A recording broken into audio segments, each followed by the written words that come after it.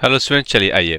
पिछले वीडियो में मैंने आपको ये बताया था sub division of journal, special journal, general journal. Detail में नहीं बताया था, बिल्कुल अग्री करता हूं। अब हम इसको डिटेल में डिस्कस करेंगे एक एक करके। सबसे पहले स्पेशल जर्नल पे आते हैं। सबसे पहले कैश बुक, ध्यान से सुनिएगा। देखो, कैश बुक के बारे में बहुत ज्यादा डिटेल में अभी जाने की जरूरत नहीं, क्योंकि आगे एक पूरा टॉपिक है कैश बुक के ऊपर। कैश बुक क्या होती है, कैसे बनती है, कितने प्रकार की होती है, विथ एग्जाम्पल सब कुछ होने वाला है। तो अभी के लिए मैं आपको सिर्फ इतना बता देता हूं कि जो कैश बुक है, ठीक है, उसमें ना दो चीजें रिकॉर्ड की जाती है। कौन कौन सी चीजें सर? एक तो कैश की रिसिप्ट्स रिकॉर्ड की जाती हैं, ठीक है, एंड कैश की पेमेंट्स। तो मतलब सर सिर्फ कैश की, ठीक है। अगर हमने बैंक से कुछ ट्रांजैक्शन किया है तो वो भी रिकॉर्ड होता है, ठीक है। लेकिन कैसे, किस प्रकार से, वो सब मैं आपको दिखाऊंगा, ठीक है। तो एक काम करो, आप यहाँ पे कैश बैंक रिसिप्ट कर लो और कैश बैंक पेमेंट्स कर लो, ठीक है। अगर बैंक ट्रांजैक्शन नहीं है तो सिर्फ कैश रिसिप्ट, कैश पेमेंट। अच्छा अच्छा सर, इसमें एक चीज बताओ, थोड़ा सा कंफ्यूजन है क्या? मान लीजिए सर हमने गुड्स खरीदे हैं जो हम बिजनेस में डे टू डे यूज करते हैं, और क्या वो कैश बुक में आएगा? बिल्कुल आएगा, ठीक है। अच्छा सर, मान लो हमने मशीन खरीदी है 2 करोड़ रुपए की, क्या वो कैश बुक में आएगी? बिल्कुल आएगी। अच्छा सर, हमने गुड्स बेचे हैं तो कैश रिसिप्ट होगी? हाँ। अच्छा सर, हमने मशीन बेच दी, असेट बेचा है, फिक्स असेट, क्या कैश रिसिप्ट है? तो इसका मतलब यह है कि कैश बुक में आंख बंद करके कैश रिसिप्ट, कैश पेमेंट दिखाओ, चाहे वो गुड्स बेच के आए, चाहे वो मशीन बेच के आए, चाहे वो जमीन बेच के आए, चाहे वो पेन बेच के आए, पेंसिल बेच के आए, कोई फर्क नहीं पड़ता है। तो कैश बुक बिल्कुल भी बाइज्ड नहीं है, भेदभाव नहीं करता कि तुमने क्या लिया है, क्या बेचा है। वो बस ये देखता है कि कैश में है या नहीं है, ठीक है। तो यहां पे एक लाइन लिखता हूं मैं आपको, ध्यान से देखिएगा। Capital receipts and capital expenditures, ठीक है, जैसे मशीन लेना, ओके, ये भी आपके कैश बुक का ही हिस्सा होंगे, ठीक है। तो अभी इतना काफी है, बहुत ज्यादा मैं डिटेल में नहीं जाऊंगा, ठीक है। जब हम उस टॉपिक पे आएंगे तब मैं आपको डिटेल में समझाऊंगा। चलिए, इसके बाद जो दूसरी बुक थी वो आप देख सकते हो, बैंक बुक नाम है इसका। तो बहुत आसान है, मैं आपको बताता हूँ क्या होता है। देखो, बैंक बुक हर कोई नहीं बनाता। बैंक बुक सिर्फ वही बनाते हैं जो बड़े बड़े ऑर्गेनाइजेशन होते हैं, जहां पे बैंक के बहुत ज्यादा ट्रांजैक्शंस होते हैं।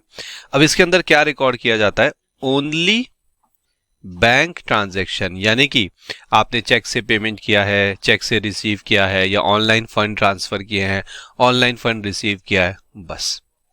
तो नाम से समझ में आ रहा है बैंक बुक, इसीलिए इसको बैंक बुक बोलते हैं। लेकिन होता क्या, अगर मान लो आप छोटे ऑर्गेनाइजेशन हो, ठीक है, और बहुत ज्यादा बैंक के ट्रांजेक्शन नहीं है, तो हम ना कैश बुक में ही दिखा देते हैं उन बैंक ट्रांजेक्शन को, इसलिए मैंने यहाँ cash slash bank receive, cash slash bank payment लिखा हुआ है।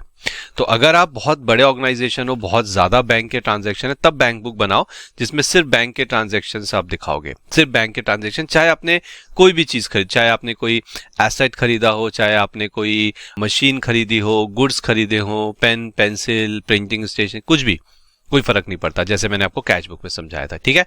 तो बैंक बुक में भी, ठीक है, आपकी जो कैपिटल रिसिप्ट्स होती हैं, कैपिटल रिसिप्ट जैसे आपने मशीन बेच दी, ठीक है, और अगर आपका कोई कैपिटल एक्सपेंडिचर, जैसे आपने कोई जमीन, कोई लैंड, कोई बिल्डिंग परचेस कर ली, वो भी आता है, ठीक है। आगे बात समझ में आते? ठीक है। तो अभी तक हमने देखा कैश बुक और bank book, but don't worry, cash book is very important topic, ये बहुत इंपॉर्टेंट है ना। इसको हम डिटेल में आगे जरूर डिस्कस करेंगे कि परचेस डे बुक क्या होती है। अब ध्यान से स्क्रीन पे देखिएगा। परचेस बुक या परचेस डे बुक एक ही बात है, या फिर परचेस जर्नल बोल लीजिए, एक ही बात है, ठीक है। अब सबसे इंपॉर्टेंट चीज, इसको ना हम बुक ऑफ ओरिजिनल एंट्री कहते हैं, ठीक है। तो इसको लिख लीजिए, क्योंकि आपसे मल्टीपल चॉइस क्वेश्चन में ये सीधा सीधा सवाल पूछा जा सकता है। तो आपको पता होना चाहिए कि जो परचेस बुक होती है वो बुक ऑफ ओरिजिनल एंट्री होती है, जैसे कि कैश बुक में मैंने आपको बताया था। अब इस परचेज बुक के अंदर हम क्या रिकॉर्ड करते हैं उस पर ध्यान दीजिएगा। So only credit purchase of goods, okay. इसका मतलब यह है कि सिर्फ अगर आपने उधार पे जो सामान खरीदा है, क्रेडिट का मतलब क्या होता है? उधार, ठीक है। तो आपने जो उधार पे गुड्स खरीदे हैं बिजनेस के लिए, अपने ऑर्गेनाइजेशन के लिए, सिर्फ उन्हीं को आप इसमें रिकॉर्ड कर सकते हैं। अब ये तो ठीक है। अब ये समझिए कि इसका दूसरा मीनिंग क्या हुआ। इसका दूसरा मीनिंग ये हुआ कि अगर आप कैश में गुड्स परचेस कर रहे हो, ठीक है, तो वो परचेस बुक में रिकॉर्ड नहीं होगा, ठीक है। वो कहां रिकॉर्ड होगा? कैश में परचेस किया है तो वो रिकॉर्ड होगा आपका कैश बुक के अंदर, लिख लीजिए इसको, ठीक है। इसका एक और मतलब है कि अगर आपने कैश में या क्रेडिट में, ठीक है, कोई फिक्स असेट खरीदा है तो वो भी यहां रिकॉर्ड नहीं होगा। क्यों रिकॉर्ड नहीं होगा? क्योंकि यहां पे सिर्फ और सिर्फ गुड्स की जो परचेज होती है क्रेडिट में, उसको रिकॉर्ड किया जाता है। तो अगर आप गुड्स कैश में खरीद रहे हैं, कैश बुक में रिकॉर्ड करिए। अगर आप कोई फिक्स असेट खरीद रहे हैं, चाहे कैश में, अगर कैश में है तो कैश बुक में, अगर क्रेडिट में है तो वो यहां नहीं आएगा। कहां आएगा वो हम बाद में देखेंगे। आगे बात समझ में यहां तक? ठीक है। अब सवाल यह है कि जब हम इस परचेस बुक को या परचेस जर्नल को, ठीक है, इसके अंदर जब हम किसी भी ट्रांजैक्शन को रिकॉर्ड करेंगे, परचेस ट्रांजैक्शन को रिकॉर्ड करेंगे, तो कोई तो एक सबूत चाहिए, एक एविडेंस चाहिए मेरे को, एक डॉक्यूमेंट चाहिए मेरे को, जहां से देखकर मैं इसको बुक को अपडेट करूंगा। ऐसे डॉक्यूमेंट को हम बोलते हैं सोर्स डॉक्यूमेंट। तो सोर्स डॉक्यूमेंट क्या होता है? सोर्स डॉक्यूमेंट एक ऐसा डॉक्यूमेंट है जिसको इस्तेमाल करके, यूज करके आप अपनी बुक्स को अपडेट करते हैं। अब अगर मुझे, ध्यान सुनना, अगर मुझे परचेस जर्नल या परचेस बुक को अपडेट करना है तो मेरा सोर्स डॉक्यूमेंट क्या हो सकता है? परचेस इनवॉइस, क्योंकि परचेज इनवॉइस के अंदर सारी डिटेल्स होती हैं कि आपने क्या खरीदा, कितना खरीदा, किससे खरीदा, किस अमाउंट पे खरीदा। आगे बात समझ में?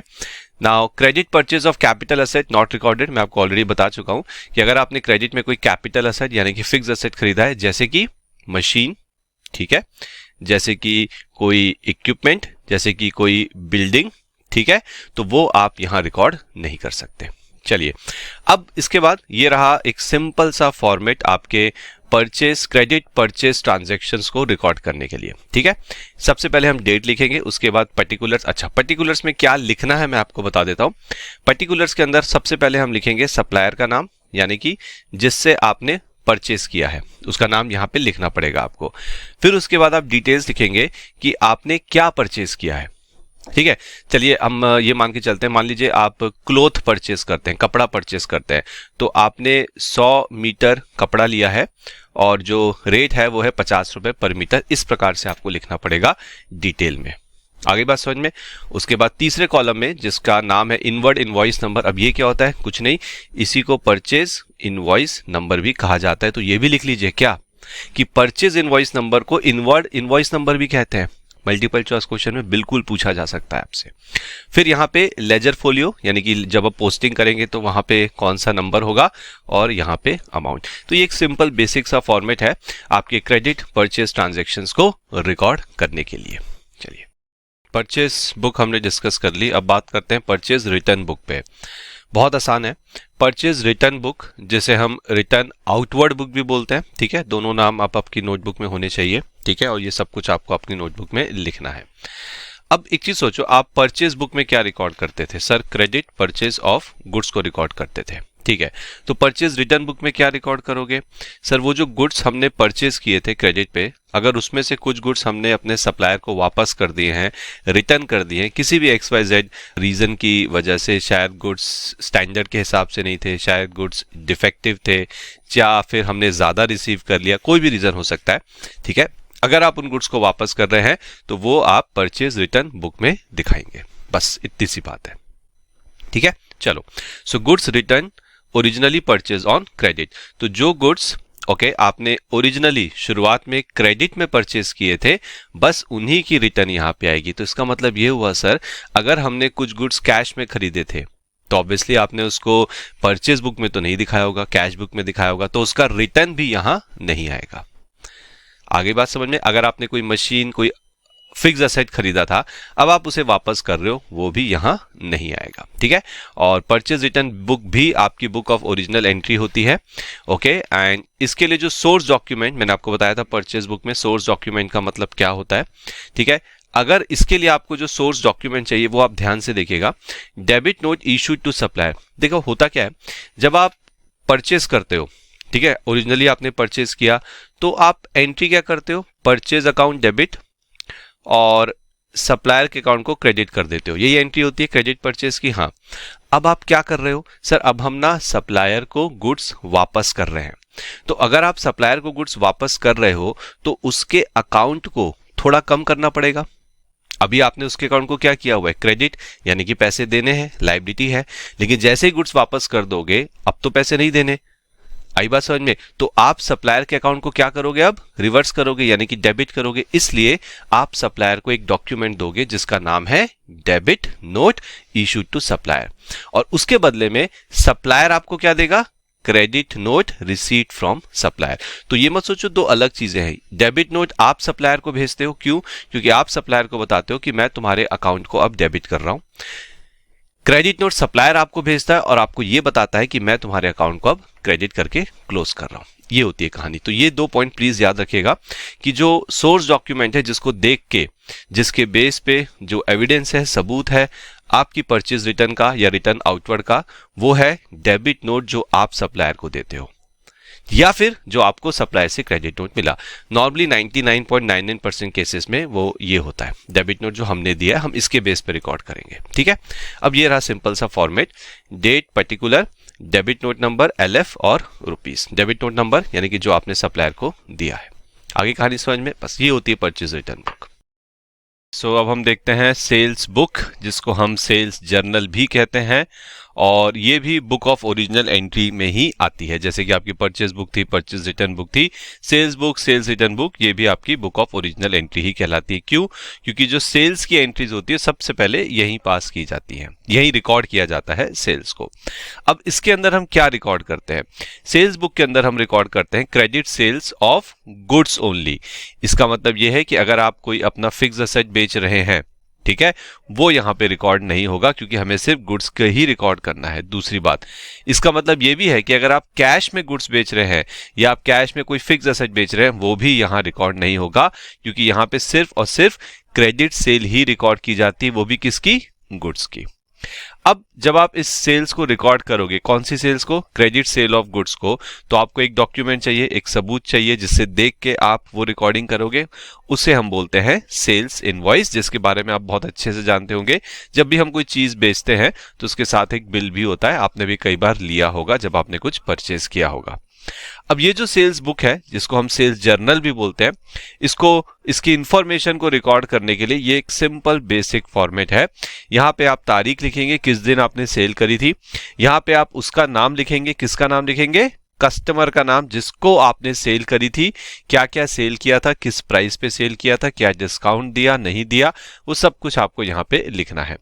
उसके बाद यहां पे आप लिखेंगे सेल्स इनवॉइस नंबर, जिसको आउटवर्ड इनवॉइस नंबर भी कहते हैं। लिख लो, सेल्स इनवॉइस को ही आउटवर्ड इनवॉइस नंबर कहते हैं, जैसे कि परचेज इनवॉइस को इनवर्ड इनवॉइस नंबर बोलते थे। उसके बाद यहां पे आप LF यानी कि लेजर फोलियो नंबर रहेगा, और यहां पे आपका अमाउंट। तो बहुत आसान है।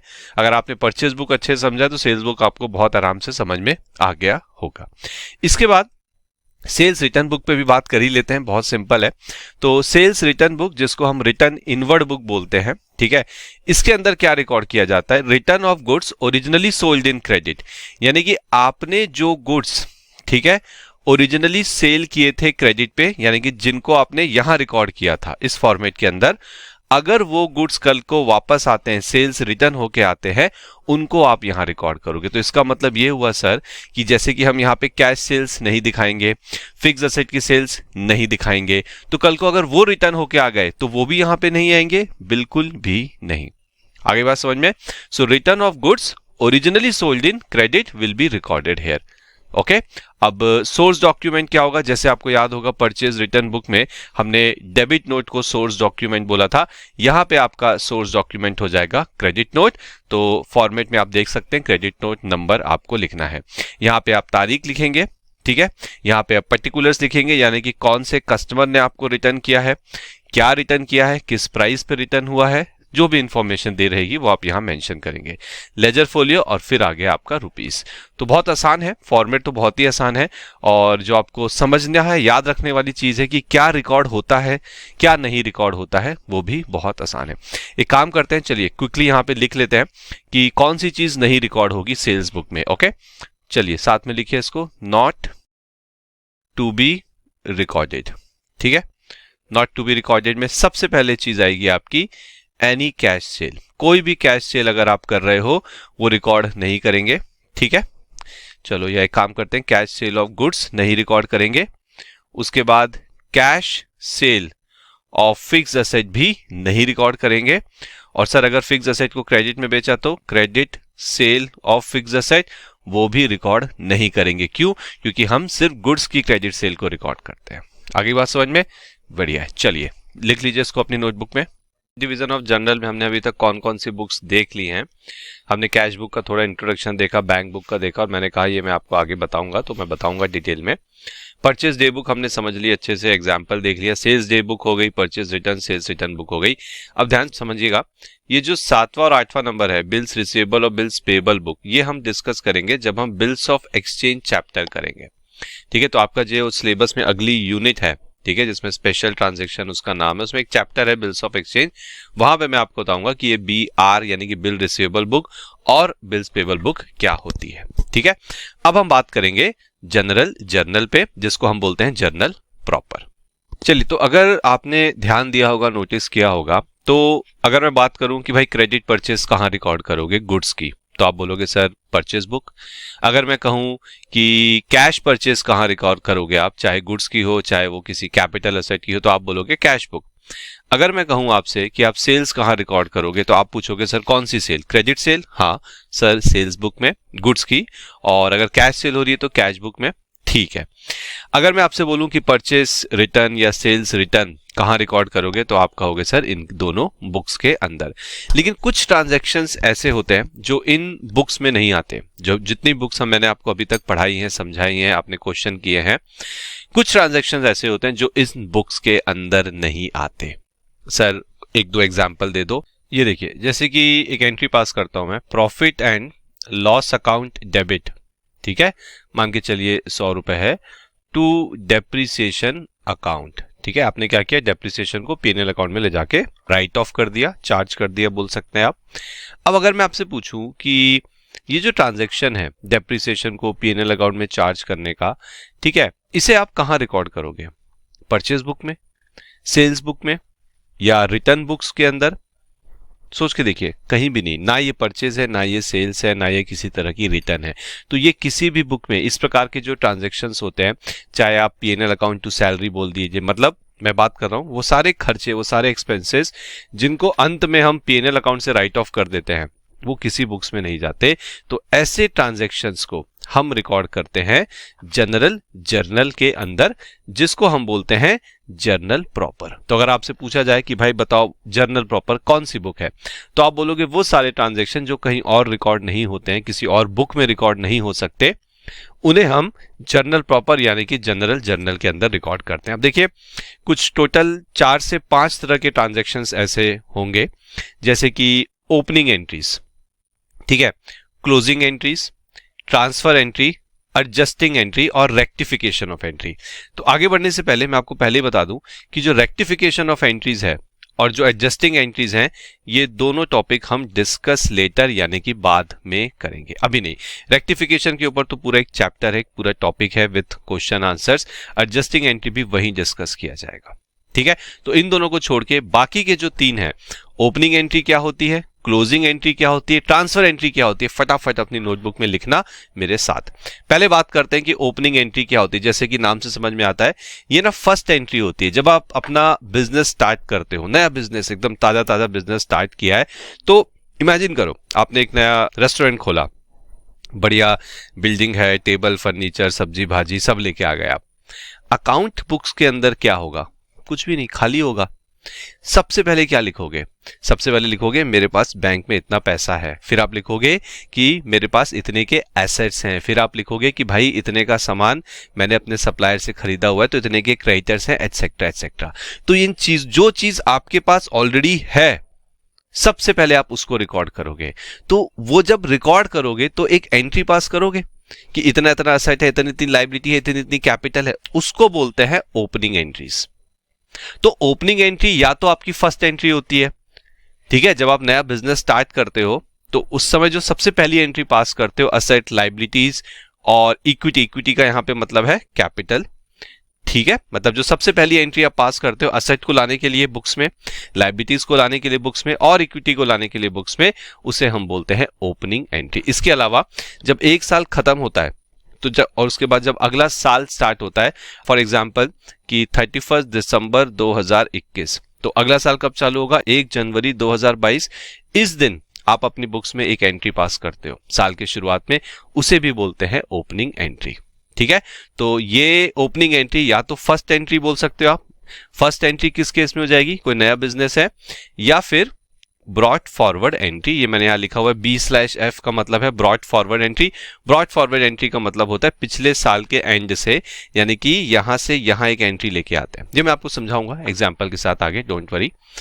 अब हम बात करते हैं क्लोजिंग एंट्रीज क्या होती है। जैसे ओपनिंग एंट्री साल के स्टार्टिंग में होती है, ठीक है, क्लोजिंग एंट्री साल के एंड में होती है, at the end of accounting period. और यही क्लोजिंग एंट्री अगले पीरियड का क्या बन जाता है, ओपनिंग एंट्री। ये देखिए, जो भी 31 दिसंबर की क्लोजिंग होगी वो 1 जनवरी की ओपनिंग एंट्री होगी। अब इस क्लोजिंग एंट्रीज के अंदर आप इनकम और एक्सपेंस, जो भी आपके इनकम एक्सपेंस अकाउंट होते हैं, उनको आप ट्रेडिंग पीरियड में ले जाके छोड़ देते हो। डोंट वरी, अभी इसके ऊपर हम एग्जाम्पल डिस्कस करेंगे। अब इससे मैं आपको एक इंट्रोडक्शन दे रहा हूं इनके बारे में। और फिर होती है एक transfer entry, transfer an amount और account balance to another account. ये वो एंट्रीज होती हैं जिसमें हम या तो एक अमाउंट या फिर किसी अकाउंट का बैलेंस किसी दूसरे अकाउंट में ट्रांसफर करते हैं। ये कॉमन नहीं होती, देखो ये तो मस्ट है, हर साल के स्टार्टिंग में ओपनिंग एंट्री करनी है, हर साल के एंड में क्लोजिंग एंट्री करनी है। ट्रांसफर एंट्री हर बार नहीं करनी होती, बहुत बहुत ज्यादा रेयर आइटम है ये।